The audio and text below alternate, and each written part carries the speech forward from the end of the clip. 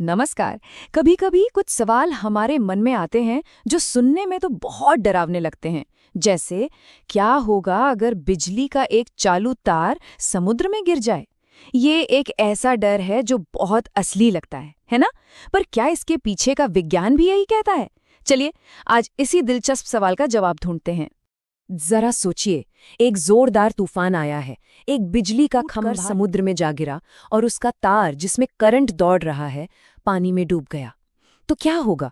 क्या पूरा का पूरा समुद्र ही बिजली का एक बहुत बड़ा जाल बन जाएगा? क्या सारी मछलियां एक झटके में मर जाएंगी? ये ख्याल ही कितना डरावना है। देखिए, ये तो हम सबने स्कूल में पढ़ा ही है कि पानी से बिजली आसानी से गुजर जाती है, मतलब वो बिजली का अच्छा कंडक्टर है। और समुद्र का पानी तो खारा होता है, मतलब जो इसे और भी बेहतर कंडक्टर बना देता है। तो फिर ये सोचना तो एकदम सही लगता है कि एक तार पूरे समुद्र को खतरनाक बना सकता है ना? लेकिन विज्ञान की दुनिया में चीजें अक्सर वैसी नहीं होती जैसी हमें ऊपर ऊपर से दिखती हैं। तो चलिए इस आम धारणा के पीछे की असलियत को जानते हैं, जो शायद आपको चौंका दे। तो असलियत ये है कि ऐसा कुछ भी नहीं होता। जी हाँ, एक बिजली का तार पूरे समुद्र में करंट नहीं फैला सकता। अब सवाल ये उठता है कि आखिर ऐसा क्यों? चलिए इसके पीछे का साइंस समझते हैं। इसका सारा राज फिजिक्स के एक बहुत ही सरल से सिद्धांत में छिपा है, जिसे कहते हैं डिस्पर्जन या फैलाव। इसको ऐसे समझिए, जैसे पानी के एक बड़े से तालाब में स्याही की एक बूंद डाल दी जाए।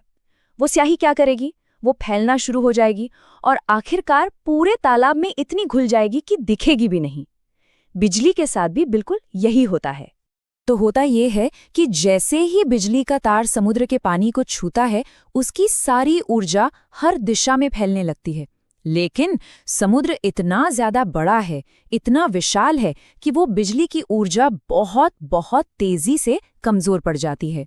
मतलब समुद्र के इस विशाल फैलाव के सामने वो बिजली का तार एक छोटी सी चिंगारी जैसा है। उसकी ऊर्जा इतनी ज्यादा फैल जाती है कि तार से कुछ ही मीटर दूर जाने पर उसका असर लगभग 0 यानी कि 0 हो जाता है। अच्छा, तो क्या इसका ये मतलब है कि फिर तो कोई खतरा है ही नहीं? नहीं नहीं, ऐसा बिल्कुल नहीं है। खतरा तो है, लेकिन वो इतना बड़ा नहीं है जितना हम सोच रहे थे। चलिए देखते हैं कि असली खतरा कहाँ और कितना है। असल खतरा सिर्फ उस जगह होता है जहां तार पानी में गिरा है, और वो भी सिर्फ 2 से 5 मीटर के दायरे में। जी हाँ, बस कुछ ही कदमों की दूरी तक।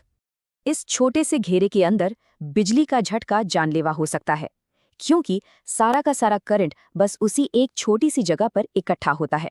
तो ये पूरे समुद्र का नहीं, बल्कि एक बहुत ही छोटी सी जगह का खतरा है। और यही वजह है कि हमेशा ये सलाह दी जाती है कि बाढ़ के पानी से या गिरे हुए बिजली के तारों से हर हाल में दूर रहना चाहिए, क्योंकि किसी को नहीं पता कि वो छोटा लेकिन जानलेवा दायरा कहाँ बन रहा है। इस पूरी बात को और भी अच्छे से समझने के लिए चलिए एक बहुत ही आसान सा उदाहरण लेते हैं। सोचिए, अगर उसी चालू तार को पानी से भरी एक बाल्टी में डाल दिया जाए तो बाल्टी का पूरा पानी खतरनाक हो जाएगा। लेकिन अगर उसी तार को विशाल समुद्र में डाल दें तो उसका असर लगभग न के बराबर होगा। सारा फर्क सिर्फ पानी की मात्रा का है। तो देखा आपने कैसे भौतिकी का एक सीधा सा नियम हमारे एक आम डर की हवा निकाल देता है, और ये हमें ये सोचने पर मजबूर करता है कि ऐसे और कितने साफ साफ दिखने वाले खतरे हैं जिन्हें शायद हम असल में गलत समझते हैं। विज्ञान हमें दुनिया को एक बिल्कुल नए नजरिए से देखने में मदद करता है।